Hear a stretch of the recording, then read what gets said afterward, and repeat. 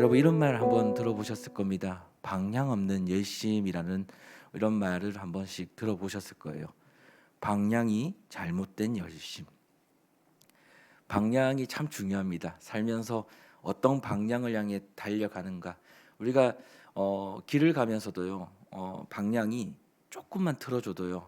어떻게 우리가 목적지가 분명치 않을 때 어떤 방향이 조금만 틀어줘도 계속 가다 보면요. 그 범위와 그 거리가요. 그 간격이 계속해서 벌어집니다. 원래는 목적지가 여기인데 우리가 그 목적지가 보이지 않을 때는 우리가 그 방향대로 잠시 걷지만 이 조금만 틀어줘도요. 그 방향이 아주 멀게 또 멀리 그 간격은 아주 좀 동떨어지게 그렇게 우리가 걸어갈 때가 있다는 거죠. 그래서 방향이 잘못된 열심은요.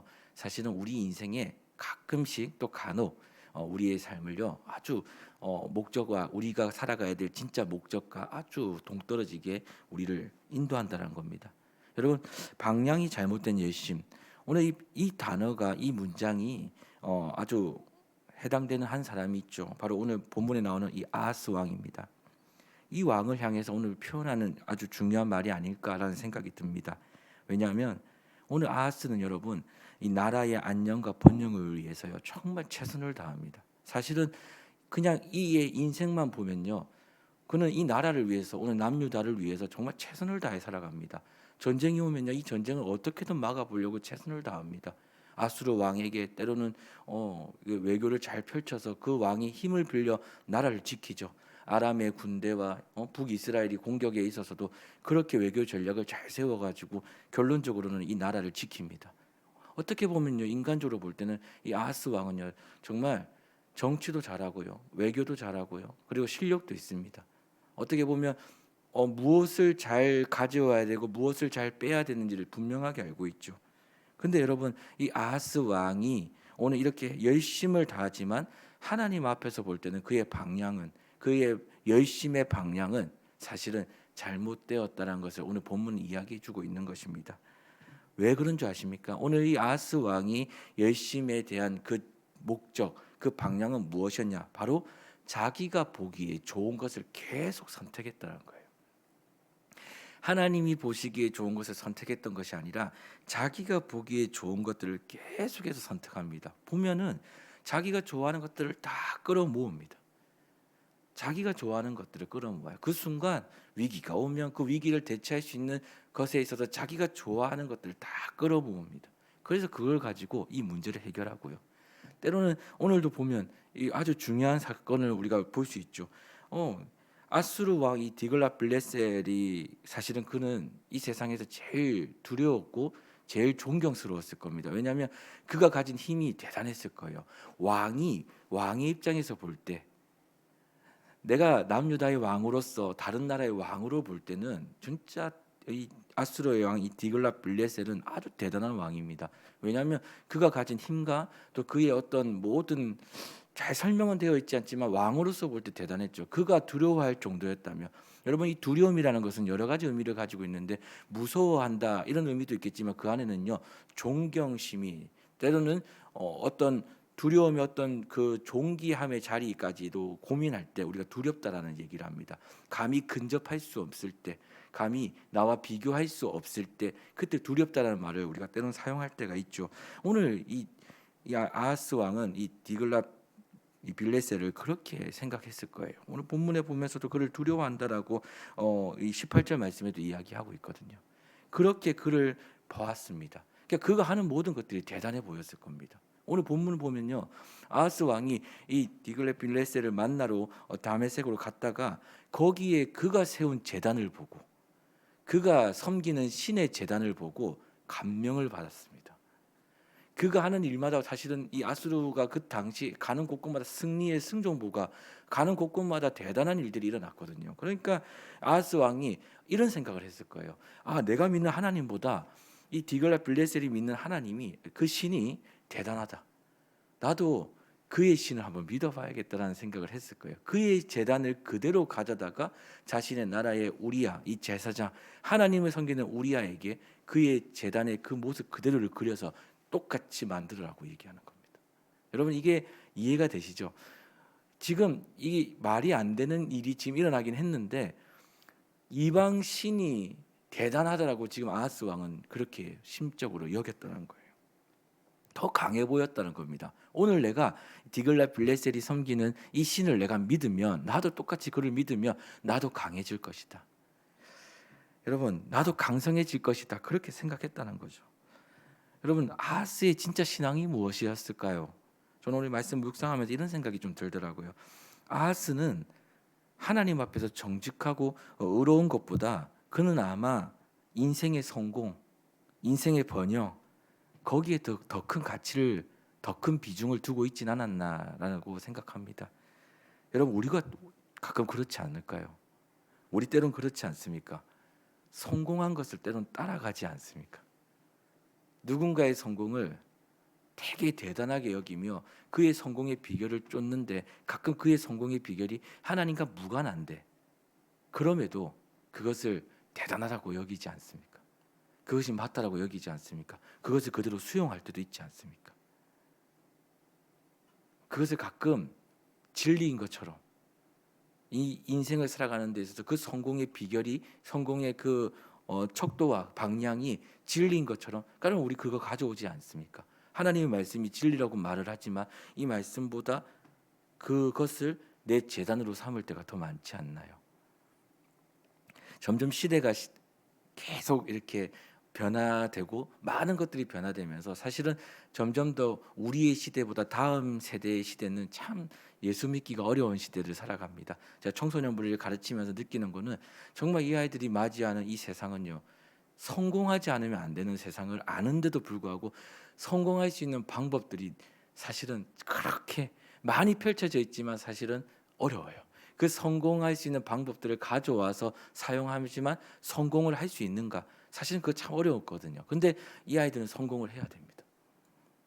사실 담당 교육자로서 참 이 아이들이 성공했으면 좋겠습니다.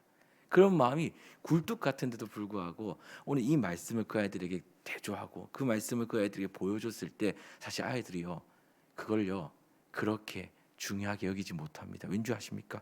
이 말씀에 성공의 비결에 대한 자기들의 방향과 때로는 자기들의 생각과는 너무 괴리감이 크기 때문에 그래요. 믿음대로 살면 성공할 수 있을까? 세상이 말하는 성공을 말하는 겁니다.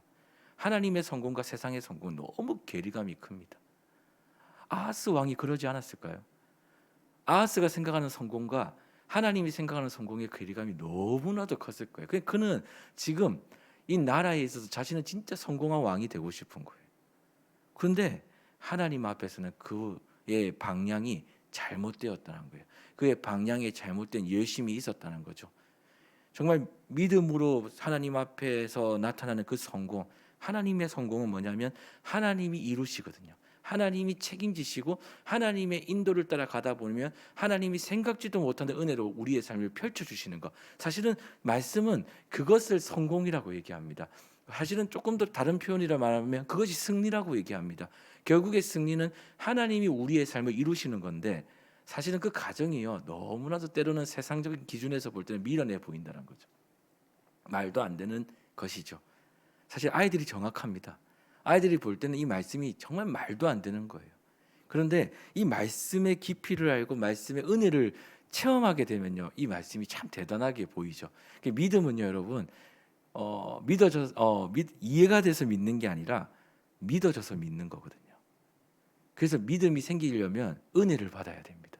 그래서 저도 계속 청소년 바이블로 계속 하나님 아이들에게 은혜가 임하게 해달라고, 예배 가운데 진짜 생각지도 못하는 은혜가 임하게 해달라고, 모든 순간에 하나님이 정말 필요하게 해달라고, 하나님이 너무 소중한 분인 것을 깨닫게 해달라고. 이거는 사람의 방법으로 할 수 있는 게 아닙니다. 오직 그들에게 은혜가 임해야죠. 우리도 마찬가지로 은혜가 임해야지 하나님의 말씀이 믿어집니다. 이게 하나님이 주신 축복인데 그 믿음이 생길 때 하나님의 역사가 나타나거든요.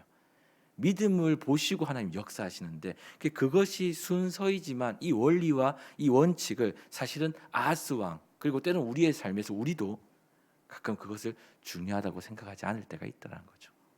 오늘 그것을 이야기하는 것 같습니다. 여러분, 하나님의 사람은요 이걸 기억해야 됩니다. 효율과 효과보다요 그 무엇보다요. 이 세상의 무엇보다 그 위에 두어야 될 것이 하나 있습니다. 그것이 무엇이냐면 바로 거룩입니다. 거룩. 하나님의 사람은 이 세상의 어떤 것보다도 그 위에 더 하나를 더 두어야 되는데 그것이 뭐냐? 거룩입니다. 이 거룩은 뭐냐면 바로 하나님을 하나님 됨으로 인정해 드리는 거예요. 우리 삶에서 거룩이 나타나려면 여러분 우리의 왕의 자리, 우리의 마음의 모든 자리에 하나님이 우선이 되어야 됩니다. 우선. 그 거룩의 은혜는요. 우리 힘으로 나타낼 수 없습니다. 도덕적이고 윤리적인 삶을 살아가는 데서 하나님의 거룩함의 속성을 나타낼 수가 없어요. 그거는 하나님이 내 안에서 전적으로 나를 다스릴 때 나타나는 거예요. 하나님이 보이는 겁니다. 우리 장로님, 우리 권사님, 우리 집사님을 통해서 하나님이 보이는 겁니다. 이게 거룩입니다. 야, 저분을 보니까 하나님이 보이는 거예요. 말하지 않는데 이상하게 하나님이 나타나는 겁니다. 이게 거룩이거든요. 오늘 이 제사장 우리야를 다시 한번 우리가 말씀을 통해 보면요. 참 이 사람은 제사장으로서 자기 본분을 다하지 못하고 있죠. 아하스 왕이 시키는 대로 그저 수행합니다. 제사장의 본연의 업무인 사람들을 하나님께로 인도하는 것. 어떤 순간이 와도 그들을 하나님의 말씀으로 인도하는 이 일을요. 그는 망각해 버리죠. 우리 열왕기하 16장 11절을 보면 이렇게 얘기합니다. 아하스 왕이 다메섹에서 돌아오기 전에 제사장 우리야가 아하스 왕이 다메섹에서 보낸 대로 모두 행하여 제사장 우리야가 제단을 만든지라. 오늘 아하스 왕의 그 잘못된 열심, 방향이 잘못된 열심에 대한 오늘 그 요청에 있어서 이 우리야는요 그 말에 순종합니다. 그 말에 따라 행하죠. 근데 여러분 세상적으로 볼 땐 누가 봐도 그렇게 해야 됩니다. 그렇지만 하나님 보시기에는요 오늘 그는 잘못된 선택을 했어요. 왜냐하면 그는 사람의 종이 아니라 하나님의 종이기 때문에 그래요. 그는 사람에게 좋게 하는 사람들이 아니라 하나님께 좋게 하는 사람이기 때문에 그렇습니다. 그럴 때 그가 했었어야 될 선택이 무엇이었을까? 제가 오늘 말씀을 보면서 묵상하면 바로 그것이죠. 바로 그는 그에게 하나님이 뭘 기뻐하는지를 직언했어야만 했지 않았을까? 저도 말씀이 참 저의 삶도 너무 부족하지만 그럼에도 한번 스스로에게 여쭤봤습니다. 오늘 만약 이 우리아가 나라면 어떻게 해야 됐을까라는 생각을 해보게 됩니다. 그럼에도 불구하고 그에게 하나님의 뜻하심이 무엇인지 오늘 그의 잘못된 방향에 대한 바른 것들이 무엇인지 하나님이 그것을 보는 입장은 무엇인지 솔직하게 그에게 직언했었어야만 되지 않았을까라는 생각을 가끔 하게 됩니다. 여러분 우리도 믿음 생활을 할 때가 이런 갈등들이 일어날 때가 있습니다. 하나님의 뜻하심과 세상의 방법들이 충돌될 때가 있습니다. 그때 우리는 여러분 정말 믿음의 길을 걸어가는 우리라면 정말 우리가 부족하지만 그럼에도 불구하고 오늘 우리와 같이 사람에게 좋게 하는 선택보단 하나님이 뭘 기뻐하신지 그 순간 물어보시며 그 물어보신 그 은혜를 따라 우리의 양심에 따라 깨닫게 된 것을 그대로 때로는 수행하며 그대로 그것을 요청하며 또 그것을 그대로 이야기해 주는 저와 여러분 되기를 소망합니다. 여러분 가끔 우리 이런 고민 속에 저도 있을 때 언제가 제일 고민되냐면 이런 겁니다. 하나님이 과연 내 안에 무엇을 보실까라는 생각을 하게 되죠. 여러분 하나님이 보시는 것이 다 하나밖에 없습니다. 정말 하나님이 우리가 신앙생활할 때 정말 아주 중요하게 보는 것이 하나가 있는데요. 뭐냐면 바로 우리의 동기입니다. 여러분과 제가 하나님의 일을 하는 모든 동기입니다. 가끔 오늘 말씀 묵상하면서 저도 이 갈등 속에서 막 싸우는 것들이 있는데 그때 뭘까라고 고민해 보면서 몇 가지를 적어봤는데 이런 거죠. 내가 누군가를 돕거나 내가 누군가를 위해 희생하거나 내가 누군가를 아낌없이 사랑하거나 내가 누군가에게 내 물질을 쓰거나 내가 누군가를 위해서 무엇을 할 때 내가 그렇게 하는 동기가 무엇인지 사실은 매번 싸우거든요. 내가 그 사람을 좋게 하기 위해서 내가 그 사람만을 위해서 내가 이것을 하는 건가 아니면 내가 이 안에 아주 중요한 그 동기 하나님을 위해서 하는 건가 주님을 기쁘시게 하기 위해서 오늘 이 사람을 사랑하고 이 사람을 위해서 희생하는 건가. 근데 여러분 이 차이가 너무나도 큽니다. 여러분 사람은요 본질상 보상을 받고 싶어 해요. 이게 우리의 본성입니다. 보상받고 싶어 합니다. 근데 사람을 위해서, 사람을 좋게 하기 위해서, 사람의 기준을 따라서 우리가 무언가를 하게 되면요, 우리는 그 사람에게 꼭 보상을 받아야 됩니다. 아닌 것 같지만 우린 그렇게 요청해요. 만약 내가 사랑합니다, 그럼 그 사람 나 사랑해 줘야 됩니다. 그 사람이 중심이 되면요. 만약 내가 그 사람을 돕습니다, 그럼 그 사람 날 좋아해 줘야 됩니다. 만 좋아해 주지 않으면요, 이 관계는 끝이 납니다. 쉽지가 않죠. 내가 무언가를 해줬을 때 거기에 대한 반응이 와야 됩니다. 반응이 오지 않으면요, 우리 되게 섭섭합니다. 그런데 여러분, 하나님을 좋게 하는 사람은요, 하나님을 좋게 하기 위해서, 하나님을 기쁘시게 하기 위해서 이 일들을 감당하는 사람은요, 누구에게 보상을 요청하냐면 하나님께 합니다. 근데 우리 하나님은요, 꼭 거기에 대한 보상을 주십니다. 마음에요, 기쁨을 주세요. 마음에요, 뭐 여러 가지 은혜를 주십니다. 우리가 생각지도 못한 은혜를 막 너무나도 많기 때문에, 우리는 누군가에 뭘 주기에는 한계가 너무 많기 때문에 여러분 당연히 일어나는 일들입니다. 하지만 하나님은 한계가 없어요. 모든 것을 주고도 남습니다. 그렇기 때문에 그 하나님 앞에 하나님을 바라보고 하는 모든 일들, 올바른 방향, 하나님을 바라보고 하는 모든 일들은 사실은요, 여러분 탈이 나지 않습니다. 갈등이 일어나지 않습니다. 그리고 더 이상 줬던 사람에게 무언가를 바라지 않습니다. 여러분, 진짜 우리의 섬김은요, 교회 안에서의 모든 일들은요, 또 세상 속에서 우리가 믿음의 사람으로서 하는 모든 일들은 거기에 대해서 어떤 마음이 있어야면요, 주고 팔아면 안 되는 겁니다. 근데 그 믿음의 근본, 그 동기는 뭐냐면 하나님 앞에서 할 때입니다. 아하스 왕, 오늘 우리야, 오늘 이 두 사람의 삶을 보면서 우리는 한 가지 깨닫게 되는 것 같습니다. 바로 뭐냐면 방향이 정말 올곧아야 된다.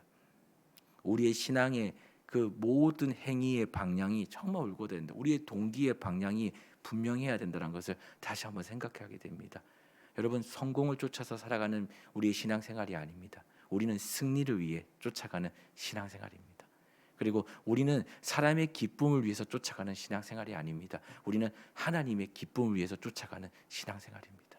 오늘 이 하루 정말 주님의 기쁨을 위해서 살아가는 저와 여러분 되기를 소망합니다.